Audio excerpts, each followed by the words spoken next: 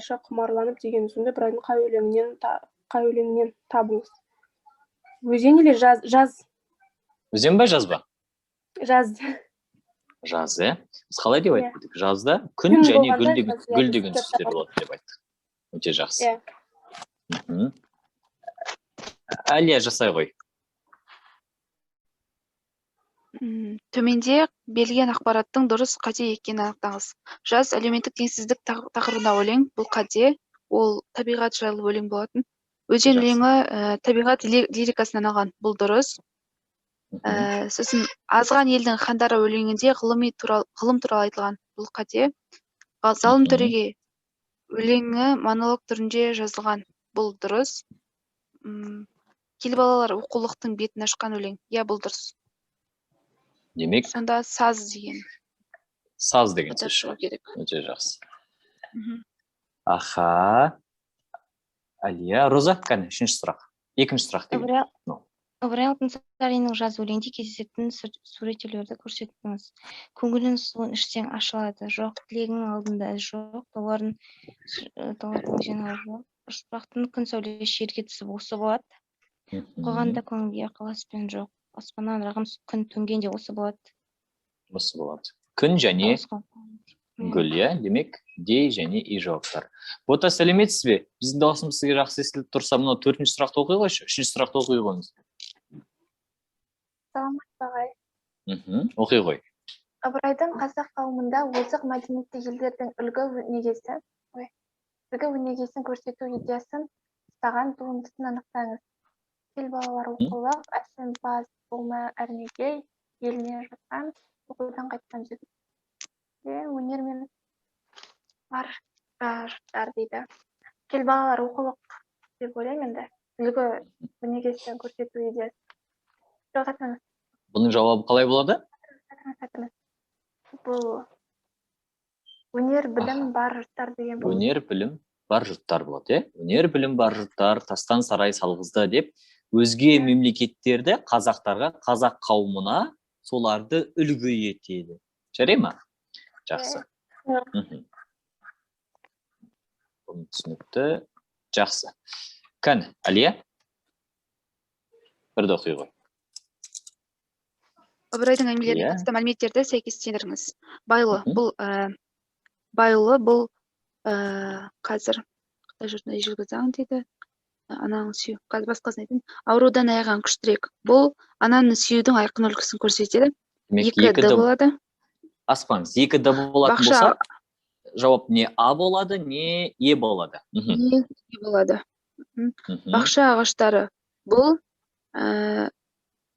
тәрбие бағу қағудан басталады деген ойды меңзейді. Демек 3Б болу керек. 3Б болатын болса, жауап автомат түрде Е деген сөз, Е болады, себебі 3А-да 3А болып кетеді. Міне, біз екеуін табу арқылы дұрыс жауапты таптық. Жақсы. Кәне, Әйгерім, 2. Байлы әңгімесінің негізіне арқау болған мақалдарды анықтаңыз. Баталы ұларымас. Өте жақсы. Сосын батаменен ер көгереді. Екеуі болады. Өте жақсы. Міне, дайындық деген осындай. Кәне, Роза, бірді орындай қойыңыз. Дана дартс тақтасына 3 рет атып, 1-4 номерлерін тигізді. Дананың Ыбырай Алтынсариннің қай әңгімелерін, кейіпкерлерін дәл тигізген анықтаңыз дейді. 1 және 4 и 6. Сит дегеніміз бұл деген не ғой? Қазір айтам, аурудан аяған күштірек. Жақсы, 1 аурудан аяған күштірек. 4 деген не ғой? Бұрын зеректік туралы. Жақсы, Браунста, көп ойлап табады. 4 деген, ана талапты бала суретші деген. Демек, жарайсыз. Демек, жауап А болады. Жақсы. Кәне, Бота, мынаны орындай қой, 2-ні орындай қой.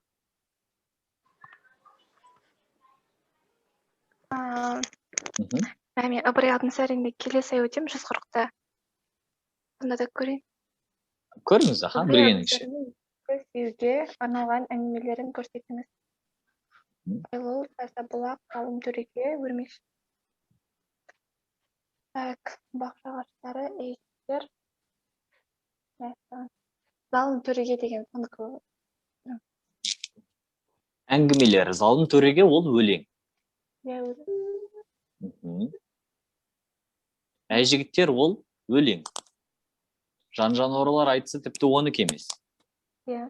Бақша ағаштары тәрбиеге байланысты дедік, еңбекті сүюге Таза бұлақ емес. шығар, таза бұлақ. Таза бұлақ еңбекке байланысты ма еді оқушылар? Неге байланысты еді ол?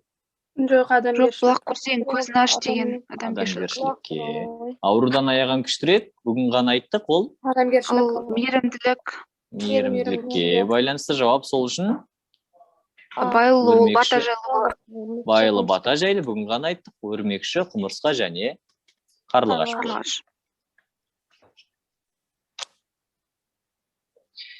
Зеректік әңгімесінде. Жақсы. Кәне Әйгерім. Зеректік әңгімесінде Браунсток көпір таудың үлгісін қай жәндіктен үйренген анықтаңыз. Ағай, бұл жерде өрмекші болады. Өрмекші. Жақсы. Я, бірақ сіз айтып жатқанда видеоларда сіз құмырсқа деп айтып қалдыңыз. Шын ба? Анау, бәлкім кесіп тастаған шығар, сондай болып көрініп қалған шығар. Олай емес па? Жоқ, Сенімді айтып тұрмын ба? Жасаватты дедіңіз, иә. Кетіп қалған екен. Жақсы. Роза, төртті орындай ғой. Ыбырай қай әңгімесінде ұрлықты бұқорлық екенін дәлелдеді. Ол не Қыпшақ пен Сейітқұлда.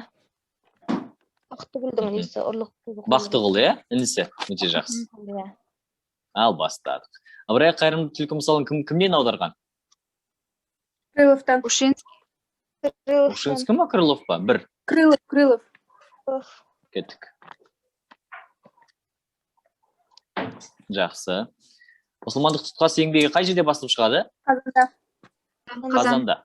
2 қазан болады деген сөз.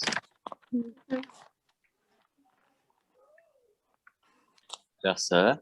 3. Қозы көрпеш баян сұлу жырын. Осы тақырыпты не істеп тастадыңыздар ма? Талдап. Біз кеше ғана өтіп қойдық бұл тақырыпты. Және мені тапсырмаларды үй жұмысы ретінде жібердім. Оқушылар оны дайындап алып келіп, қазір соны айтып жатыр. Қозы көрпеш баян сұлу жырын кімнің хрестоматиясына енгізеді? 3. Осыны таба алмадым ағай. Осыны білмедім мен де. Осы айттық қой. Қараңыздар мені. Березин болады. Қазір мен сіздерге оқулықтан көрсетейін. Сіздерге оқулық көрініп тұр ғой?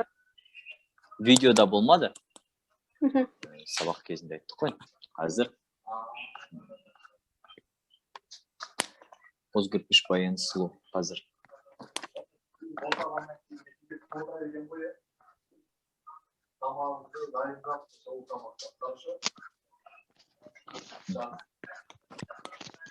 Әңгімелері емес, бізге зерттеулері керек. Ағай, қайттан көрсетіп жүріңізші, бірақ мен. Қазір. Сұрақты ма? Нені көрсетейін? Сұрақты, иә. Сұрақ, қозы көрпеш баян сұлу жыры кімнің еңбегіне енеді дейді міне? Хрестоматиясына енгізеді. Иә, кімнің хрестоматиясына? Ғашықтар жыры. Көре алып жатсыздар ма? Қайсыған? Қозы көрпеш қай жерінде тұр? Қазір. Бірінші бетінде болу керек ол. Қазір, келе жатыр. Қозы көрпеш баян сұлу. Жоқ. Так. Дидактикалық сарында Шоқан Уәлихановта. Бұдан да бұрын. Торғай өзені, бұдан да бұрын. Шоқан Уәлихановта емес пе ағай? Шоқан Уәлихановта ғой. Шоқан Уәлиханов ол андай айтқан ғой, бір неге ұқсас деп айтқан. Қазір менде оның документі Жоқ, Шоқан Уәлиханов жазып алады емес пе Березиннің айтуы бойынша? Жоқ, бір иә, дұрыс айтасыз. Березиннің айтуы бойынша. Джульетта мен неге несіне ұқсайды деп айтқан ғой Шоқан Уәлиханов. Қазір мен сізге оқулықтан көрсеткім келіп отыр да. Ой, мен білем оны. Бәрібір тауып беремін. Мен білем оны. Міне қозы көрпеш баян сұлу. Қандай дедіңіз? Қозы көрпеш баян сұлу Костелецкий. Березин деген адаммен танысады ғой ол. Шоқан Уәлиханов бар емес, бар емемен Джульетта жырына теңеген оны. Осы қозы көрпеш баян сұлу жырын. Міне, осы жерін оқыңыздаршы. 52-ші жылы Костелецкий арқылы Березинмен танысады. Сөйтіп, ол Шоқан жинаған қазақтың ауыз әдебиет нұсқаларын соның ішінде қозы-көрпеш баян сұлу жырын жазып алады. Түсіндіңіздер ме? Мгм. Демек, Березин болады. Березин. Аха. Березиннен ба? Всё.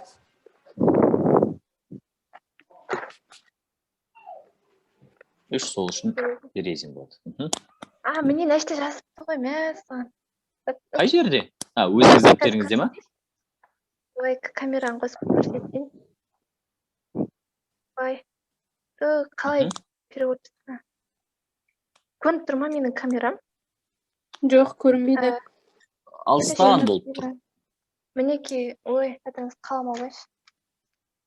Мына Бұл шетте не кітап? айтқан ғой, бұл документ Шоқан өзінің жинаған қазақтың ауыз әдебиетінің нұсқалары қозы көрпеш баян сұлу жырын берген профессор Березин деп көрінеді. Березин болады. Төртіншіге көштік. 79-80 жылдар аралығында қай жерлерде мектеп ашты? 4 қалада 4 жылда 4 мектеп. Торғай, Ақтөбе, Ырғыз. Ақтөбе, Ырғыз. Бұл жерде Ақтөбе келе ме, Ырғыз келеді ғой? Ырғыз. Иә? Иә. 5-ке келдік. Хан жарлықтар еңбегі кімдікі еді? 5. Тоқтамыстың хан жарлықтары. Демек, Тоқтамыс. 6. Қазақ өлеңдерін нешеге бөлетін еді? 5-ке бөледі. Қалай деп бөлетін еді? Жыр, сосын жоқтау, қара өлең, жыр, жоқтау. Иә. Болды. өлең. 3 өлең, жыр жоқтау еді. Қайым өлең, қара өлең, және өлең. Және жыр жоқтау. Сосын жоқтау. Жыр жоқтау. Жақсы, 7-ге келдік. Франклин, Бенджамин Франклин. Қай әңгімесін деді? 7. Тәкаппарлық. Жарайсыздар. Бала кезіндегі ісі үшін ұялып өтеді дейді, тәкаппарлық. Абырал Царьдың 6-шы шеттеуік әңгімесін кімне отырған? 8. Паульсоннан.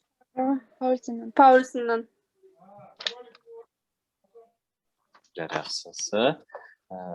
Шекаралық комиссияда қандай қызмет қарады? Атасының таныс арқылы, Григорьев арқылы. Аудармашы. Бұл бізде 9. Жарайсыз. Тілмаш. Керемет. Және 10-ға келдік. Зеректік әңгімесіндегі ұстаның аты кім еді? Браун. Өте жақсы. Ал кезекті. Бота бастай ғой. Біріншісі оңай болар. Тек көрінбейтін. Мынау ма? Бірінші тест. Қазақ хрестоматиясына енген Ыбырайдың әңгімесін көрсетіңіз дейді. Әңгімесі. Хрестоматиясына енген әңгімесін көрсетіңіз. Әңгімесін. Бұл жерде қазір кішкене өлең. Қараңыз, кел балалар оқылық бұл өлең. Иә. Өнер білім бар жұрттар ол өлең. Сосын арғарай. Бұл кім оныкі емес, получается тәкаппарлық. Бұл кім оныкі емес, демек жауап тәкаппарлық болды. Жақсы, Әйгерім, екінші жасай ғой.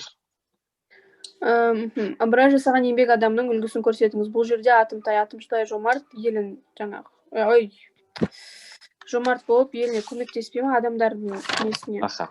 Және қызығы сол, ол өзі жомарт болады, өзі бай болады, өзі жомарт болады, және жомарт бай болса да жұмыс істей береді. Сөйтіп, адамдар сұрайды, жомарт сен қызықсың, дүние байлығың бар. Я, неге жатпайсың? Сол кезде не деп жауап береді? Жаңағы еңбекпен табылған нан тәтті дейді. Дәмді болады дейді, өте жақсы. Кәні, Әлия, үшті орындай ғой. Шоқан Уәлихановтың еңбегін көрсетіңіз. Оның еңбегі қазақ халық поэзиясының түрлері. Жақсы, сөйтіп 5-ке бөлетін еді. 4, Роза. Ыбырайдың өрмекші құмырсқа қарлығаш әңгімесінің тақырыбын анықтаңыз, ол еңбек. Әр жаратылыс өзінше еңбек етіп жатыр деген мағына. Жақсы. Бұл да осындасыз ғой. 5-ті оқи ғой. Оңайсыз. Балалар атасын атауына дәлел болатын қатарды көрсетіңіз. Кел балалар оқылыққа. Кел балалар оқылыққа. 6, Әйгерім. Мұхаммед Ханапия Шыңғысұлының Орта Қазақстан мен Жетісу тарбағатайды аралағаннан кейін жазған еңбегін көрсетіңіз. Тәңірі. Тәңірі. Немесе? Құдай. Өте жақсы. Құдай. Керемет. Әлия. 7-ші сұрақ. Шоқан Уәлихановтың кадет корпусында қай жылдары оқығанын көрсетіңіз. 1847, 1853 жылдар. 53 жылдар. Оны бітіргеннен кейін не істейді? 53 жылдан кейін. 19 жасында ол адъютант болып қызмет атқарады ғой. Бірден ба? Бітіргеннен кейін бірден адъютант болып кететін бе еді? Жоқ, бір жылдан кейін. Бір жылдан кейін. Алғашында сол Омбы қаласында ол әскери жылдан қызметте кейін. қалады. 18 барып жасында осыны адъютант. бітіреді, одан кейін әскери қызметте қалдырады. Одан 19 жасында Өте адъютант болады. О, міне. Роза Канин, 8 орындай бол. Шоханмен корпуста бірге оқыған досы ол Потанин. Потанин, иә. Потанин ол жайлы қандай сөз айтатын еді? Қалай оның сөзімен екеуінің бірге оқығандығын байланыстырып жаттап қалуға болады? Потанин ба? Иә, Потанин бір сөз айтады ол жайлы. Қазір. Суретшілігі жайлы. Жолдастарына күшті Еуропаға ашқан терезе деген ба? Иә. Еуропаға ашқан терезе, одан бұрын мындай сөзі бар. Ол оқуға келгенде сурет сала білетін уже дейді. Яғни екеуі бірге оқығандығын білдіреді сол, иә? Аха. Потанинге және Майковқа хат жазатындығы бар, иә? Дұрыс қой? Иә. Жақсы. 9. Бота жауап бере аласыз 9-ға. Кән? Шоқан өмірі туралы жазылған зерттеу еңбегін көрсетіңіз дейді. Көшетте Асулары. Шоқан туралы зерттеу еңбегі ол бізде жауап. Жарық жұлдыздар авторы Сәбит туралы кім? Сәбит Мұқановтың несі бар ғой? Аққан жұлдыз деп айтатын еді. Аққан жұлдыз ол роман. Иә. Ол зерттеу еңбегі емес. Бұл жақта оны зерттеу еңбегі деп берген. Бұл өте маңызды. Әйгерім 10-ды орындай ғой.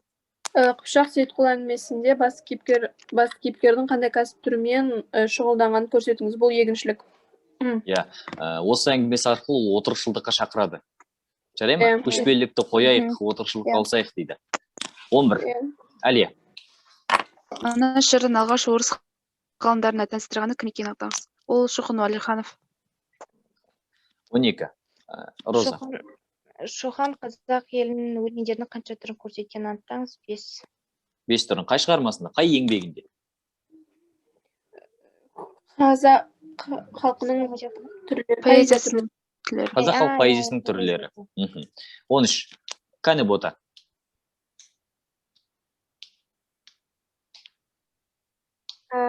Ыбырай Алтынсаринның қай әңгімесінде ежелгі Қытай жұртына заң сөз болатын көрсетіңіз дейді.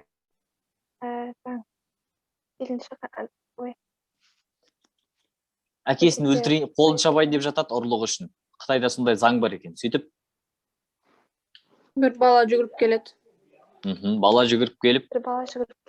Әкемдің қолын кеспеңіз деп.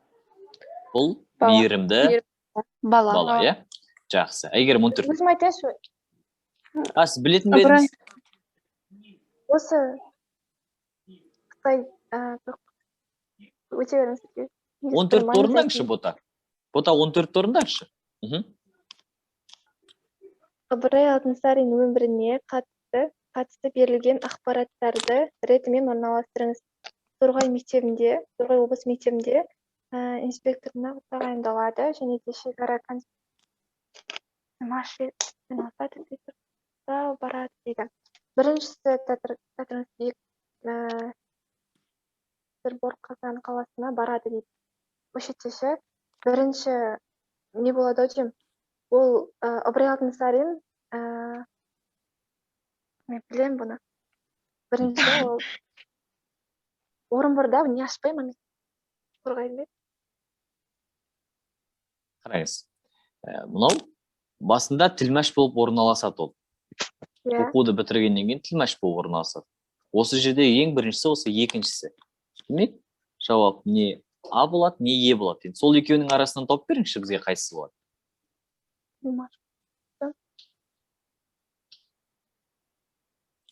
Е болады. Е болады. Петербург мен Қазанға қай жылдары баратын еді? Кімнің есінде оқушылар? Петербург мен Қазанғаны қазір Мен айтайыншы. 1800 қаншасы еді? 1850. А бұл 1850 жылы. 67 ма? 76 жылы. Ал біз қалай деп айтып едік? Мектеп ашқаннан кейін 15 жылдан кейін Аблано болды дедік. Демек, мынау 1879. Демек, 2-3-1 болу керек. 231 болу керек. Демек, жауап А болады. Құта дұрыс тапты. Жақсы. Кәне Әйгерім, 15. Аха. Көп уақыттан бері қазақтың ертегілерін, мифтерін, эпикалық жырлары мен аңыздарын жинаумен шұғылдана жүріп, мен олардың Европа халықтарының, әсіресе славяндардың осы тектес шығармаларымен бір сарындастығына қайран қалдым деген пікір Шоқанның қай еңбегінде айтылғандығын анықтаңыз. Бұл Жоңғария очерктері. Жоңғария очерктері. Сол жақта жеп жазған. Жоңғарлар жайлы емес бірақ деп айтты. 16 Әлия. Ыбырай Алтынсаринның мейірімді бала әңгімесінде кездесетін үзіндіні көрсетіңіз. Бағу қағуда қазір. Бұлай келсекші, біз өзімізге қиындау жол таңдайық. Әр үзіндінің қай әңгімеге байланысты екенін айтып өтіңіз. Бағу қағуда көп мағына барында шек жоқ. Шырағым, бұдан сен өзің ғибрат алсаң болады. Сен жас ағашсың, саған да күтім керек. Бұл бақша ағаштары. Бақша ағаштар. Екіншісі. Бұл жауап болмайды. Ауырмақ түгіл жаным көзіне көрініп тұр. Бірақ менің жанымның қиналғанын көріп, әжем де қиналып жыламасын деп жатырмын. Бұл аурудан аяған күштірек. Жарайсыз. Келесі. Күн сайын өз бейнетімнен тапқан пұлға нан сатып алып жесем, бойыма сол нәр болып тарайды. Бұл Атымтай Жомарт. Өте жақсы. Қандай жақсы. Атымтай Жомарт. Келесі тақсыр жұмыс істеп, бала шағасын асырайтын атамның қолын қалдырып, мына менің қолымды кесіңіз. Осы мейірімді бала. Мейірімді. Ал аз жұмыста қиынсынсаң, көп жұмысқа тап боласың. Азға қанағат етпесең, көптен құр қаласың. Бұл қалай? Бұл еңбекке байланысты. Еңбекке байланысты. Бір істі істедік баласы, сөйтіп жасамай қояды. Өрмекші құмыртқа қарлығаш емес пе? Иә, шие, дұрыс айтады. Әке мен бала. Әке мен бала. Өте жақсы, жарайсың. Бала. Кәні, Роза, сіздің кезеңіз. Шоқан Әлихановты кімнің тапсырмасы бойынша Тоқтамыстың хан жарлықтарын талдау жасағанын анықтаңыз, ол Березиннің тапсырмасы болады. Березин тапсырмасы. Жақсы. 18 Бота, сіздің кезеңіз. Ондай білмеймін бұны. Жақсы, ол Лондонда шығады, е? Солай ғой? Лондонда ағылшын тілінде, ал Германияда неміс тілінде. Әйгерім, 19. Шоқан өз еңбегінде қазақтың поэзиясын қай елдің поэзиясымен салыстырғанын анықтаңыз. Араб. 20 Әлия. Ыбырайдың орыс алфавиті негізінде жазылған еңбек көрсетіңіз. Ол қазақ хрестоматия. Не үшін орыс әліпбиімен жаздым деп айтады? Себебі ол орыс алфавитімен жазылса түсінікті болады, және басқа араб алфавиттермен жазса оларда кішкене араб татар тілінен енген сөздерден құтқару мақсатында дейді, тіл таза болу. Құтқару мақсатында. Роза 21. Шоқан Әлихановқа қатысты берілген дұрыс ақпаратты көрсетіңіз. Ол ғалым болған осы болады. Лингвист болған жоқ, географ болды. Аудармашы Ыбырай Алтынсарин, драматург болған жоқ, суретші болды, ол басында айтылғандай. Өте жақсы. Өте жақсы. Құдайға мыңда бір шүкір осындай оқушылардың барлығына. Сабаққа үнемі осындай дайындық болса, жақсы нәтиже болады. Жақсы. Бота оқи ғой. 21. Осы сұрақ сізге оңай негізінде. 22. Қазақ хрестоматия кітабында бетінде ашқан өлеңінде алматы үзінділерді көрсетіңіз дейді. Қазақ хрестоматиясынан Қазақ хрестоматиясының бетін ашқан өлең қалай еді, білесіз бе? Бетін ашқан. Әліппенің бетінде ашқан өлең. Әліппенің өлия бетінде тұрады. Кел балалар. Келі балалар оқылық. Соның үзіндісін тауып беріңізші бізге. Кел балалар оқылық оқығанды көңілге, ықылас деп оқылық деген бе? Иә, соның қай үзіндіс, F қай бар ағай. нұсқада сол бар бізде? F, F, сосын 90 балалар шамнан жырақ жалды. D. Аха, болды ма? Болды ағай. Жақсы. Жарайсыздар. Димаш Ашық әйгерім, алыс жерлерден деген жатпай ма? ол өнер білім бар жұрттар ғой. Иә. Димаш, Ыбырай Алтынсарин 1879-1889 жылдары қай жерлерде мектеп ашқанын көрсетіңіз. Ол Ақтөбеде ашады, аха, Ырғызда және Тройскіде Ырғыз. ашады. өте жақсы. Әлия, Қарабұлақта да бар түгін. Шоқанның кімдермен 4 жерде Мгм. ашады ғой. Торғай. Мгм. Шоқанның кімдермен қаталыс тұрғанын анықтаңыз. Майковпен және біреусі Достоевский ма? Ой, жоқ, Григорьев. Григорьевпен. Тұтас кеттім ба? Ағай, сіз жоқ, ана Потанин, бетінде мен Потанин. қосып болды. Потанин ағай. Потанин жоқ қой вариант. Потанин, вариантта жоқ. Жоқ, Ал айта ғой. Потанин мен Майковпен. Варианттарда Сіздікі- шатастырып берген. Роза, мен біреуіңіз сөзіңізді естімей қалдым. Ағай, сіз деп бастадыңыз, естілмейді ары. Мен айтқан жоқпын. Ағай не ғой, сіз анау жаңағы, мен осыны қате белгіледім да, мен пауза не қойыппын. Короче, Достоевский деп дұрыс жауап осы болып тұр. Иә? Иә, негізі Потанин мен Майков болатын, бірақ осылай берілген. Жоқ, Достоевскиймен де қаталысқандығы Потанин бар, жоқ оны болды. кітапта бізде арнайы неме бермедік. Арнайы бір өткен жоқпыз. 25-ке келдік. Роза, сізде ойлаймын кезеге? Иә. Аха. Мұсылмандық шарты және қазақтарға орыс тілін үйретудің бастауыш құралы ол Ыбырай Алтынсарин. Ыбырай Алтынсарин. Мынау мұсылмандық шартын қай қалада шығаратын еді? Қай тілде шығаратын еді? Араб тілін Оны жерде. араб тілінде не істеді ғой. Қазан. Қайда шығарады? Қазанда. Өте жақсы. Өте жақсы. Кәні. Әйгерім, 26. Шоқан қырғыздың Илиадасы және Одиссиясы деп бағалаған туындыларды көрсетіңіз. Бұл Манас пен Семетай. Қалай есте сақтай бедік біз? Мисо. Манас ол Илиадасы, ал Семетай ол Одиссиясы деп. Ой, қандай жақсы. 27. Бота оңай болу керек. Европаға ашқан терезе деген оңай ғой. Жалпы жолдастарынан соның ішінде маған кімдікі болу керек? Шоқан Уәлиханов. Шоқан Уәлихановқа арналған. Дұрыс қой, оқушылар? Иә, Потанин. Потанин, бірге оқыған ғой. Кәні Әлия, 28. Ыбырай Алтынсариннің орыс батыс классиктеріне ауданып, қазақ хрестоматиясына енгізген әңгімелерін көрсетіңіздер. Олар алтын шеттеуік, Аха, аудармалар ғой қысқасы. сосын, алтын шеттеуік, оны Паульсоннан аударады, сосын талаптың пайдасы, Талаптың пайдасы және одан кейін Селенші ханым. Селенші ханым. Қалғандары қазақтың өзінің жырлары, өзінің ертегілері, е? Ой, жақсы. 29, Роза. Тұтас лирикалық пейзажға құралған Ыбырайдың өлеңі «Жаз бен өзен». Жаз және өзен. Келесінде мына жақта күн бар, мына жақта күн бар, мына жақта күн бар. Демек осы үш жауап болады, е? Солай ғой? Жарайсыздар. Жақсы. Ой, біз ең үлкен тақырыпқа келдік, ол Абай. Видеосын толық қарап үлгердік пе? Жоқ, қарап үлгереді. Солар осыны қалай жолға қойсақ болады, сіздер қалай ойлайсыздар? Енді мен үлгересіздер деп ойлаймын, көбінесе бірақ үлгермей келесіздер. Оны қалай жазсақ болады? Білмеймін ағай. Анан өзіммен 3 сағаттай ма неткен шығармын, 4 сағатта жасағанша. 4 сағатта кетті. Иә ғой.